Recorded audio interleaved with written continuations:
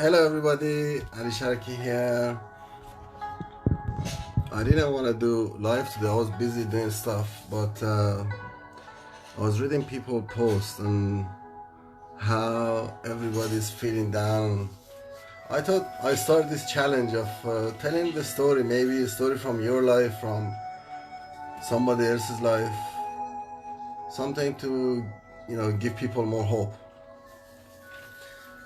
There was a guy 10 years ago, 2010, 10 years ago, yeah.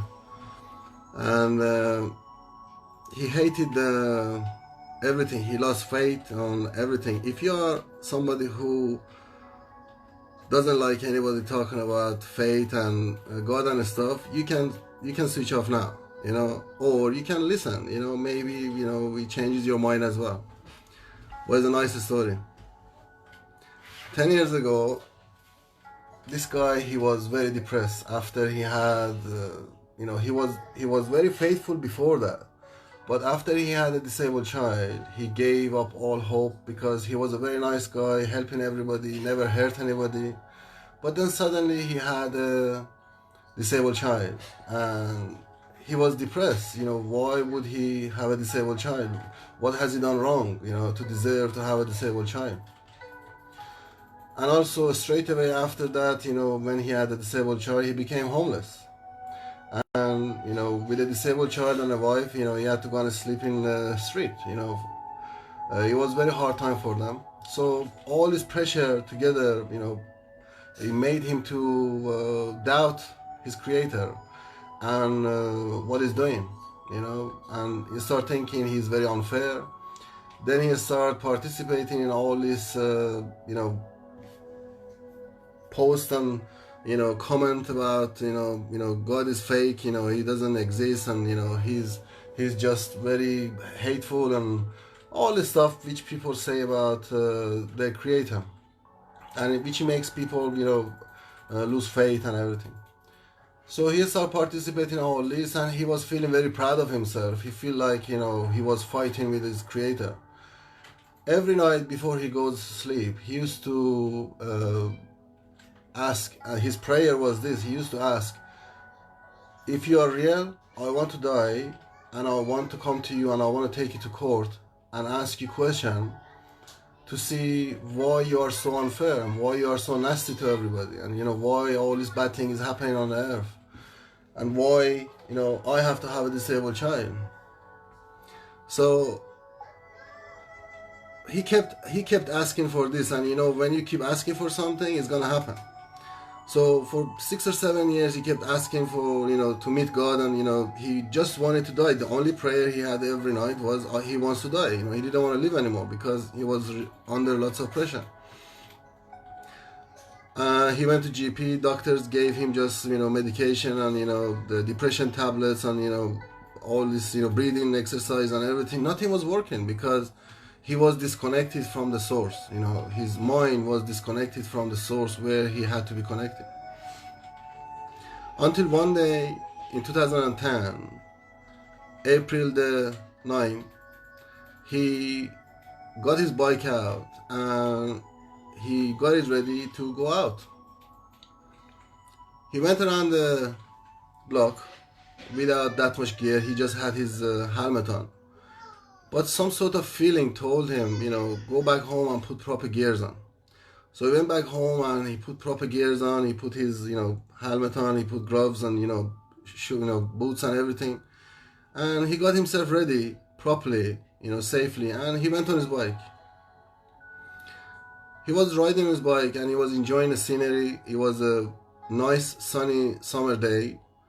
It wasn't summer, but it was, in April it was really nice, and, spring day, I can say, you could feel the breeze, and, the bird was singing, and it was amazing.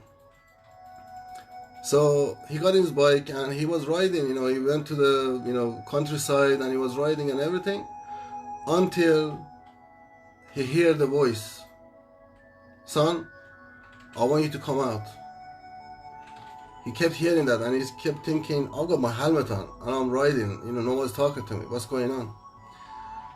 Anyway, somehow he saw himself outside the body, and he could see himself riding a bike, which is quite scary and quite impossible for somebody who hasn't had the experience to believe in it.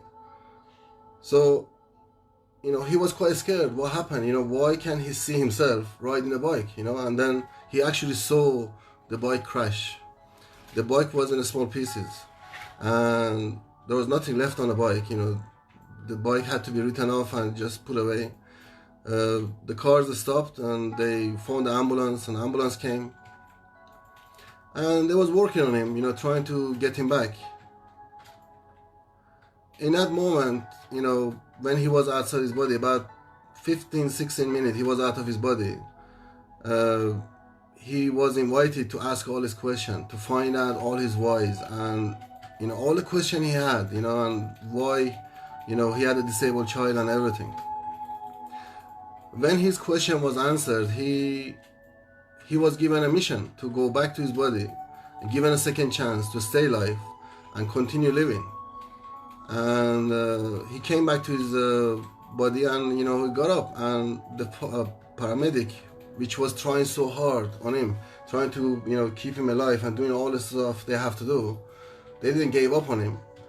It was one of the student he had long time ago, which he taught to drive, and that's why he wasn't giving up very quickly. And he said, I could feel you are still here, so that's why I kept going. And when the guy got up, hugged the paramedic, and he was really happy. In that moment, he had somebody there who knew him and, didn't hate him, and he didn't give up and resuscitating him and just trying to bring him back, even though everybody else said just stop, He got up and he looked up in the sky, and he said thank you to whoever was up there. And he promised his life is going to change. He's not going to be the same person. And he found his purpose, his mission in life, to help other people, to find a track for people who they are come off the track. And since then, he never had depression, because he connected to the source. And he started to have a much more deeper meaning of the faith, understanding the faith, not following a religion, to say a specific religion, because if you can hear the God inside your heart, that can be your religion. As long as you can hear him inside you, you don't need a religion to guide you, because you can hear him, it's inside you. We only need a religion, to be guided to get close to God. But if you're already closer, you can listen to your heart and you can follow your heart. Life changed dramatically for that person. Since then, he put his mission, to help other people and, just be there for people. Never feeling sad. Times like this, he doesn't feel bad, and that person was me. This is my story, and as Les Brown says, I stick to it. And some people might not believe in it. Some people, it's hard to believe in it if you haven't had the experience, but that's what happened. I hope you guys keep your faith up. I was watching this video today in Italy. Lots of people, they came out and, they are just praying and, they're just asking for forgiveness and everything. And the government are saying we are out of control. We can't control these things, and people just come back to faith, and they're asking for forgiveness and they're praying for this thing to finish. These are one of those times which we understand, all the stories from all the religion, not just one religion, all the religion, about Noah, about Moses, about Jesus and all this, Muhammad, all of them, the stories you've been reading, you understand the meaning of it now. So have your faith and make sure you pray. And there are 3 things you need to control the sadness.